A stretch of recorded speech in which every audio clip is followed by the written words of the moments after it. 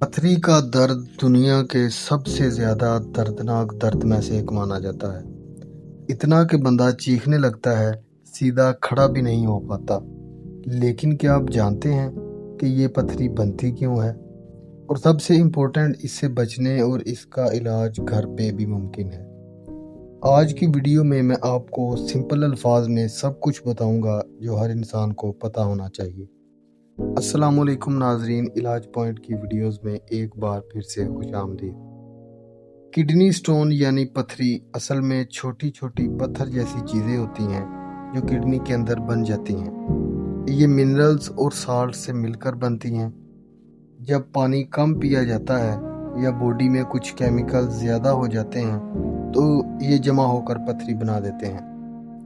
بات کرتے ہیں پتھری بننے کی وجوہات کی۔ کم پانی پینا، زیادہ نمک اور مسالے دار کھانے، زیادہ گوشت کھانا، سافٹ ڈرنکس اور کولڈ ڈرنکس کے زیادہ استعمال، ایکسرسائز نہ کرنا، اور ایک امپورٹنٹ بات، کچھ لوگوں میں پرابلم فیملی سے بھی ہوتی ہے۔ بات کریں علامات کی، پتھری کی سب سے ڈینجرس بات یہ ہے کہ شروع میں پتہ ہی نہیں چلتا، لیکن جب یہ موو کرتی ہے تو پھر کمر یا سائیڈ میں شدید درد، پیشاب میں جلن یا درد، بار بار پیشاب آنا، پیشاب میں خون بھی آ سکتا ہے، دل خراب ہونا یا الٹی۔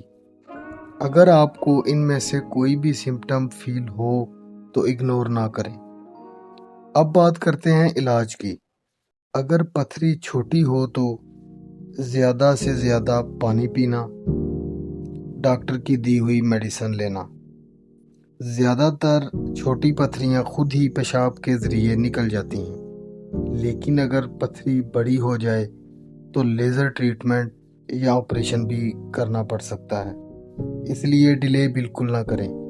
کچھ سمپل گھریلو ٹپس جو مدد کر سکتی ہیں: روزانہ 10-12 گلاس پانی ضرور پئیں، نیمبو پانی استعمال کریں، ناریل پانی بھی مددگار ثابت ہو سکتا ہے، نمک اور جنک فوڈ کم کریں۔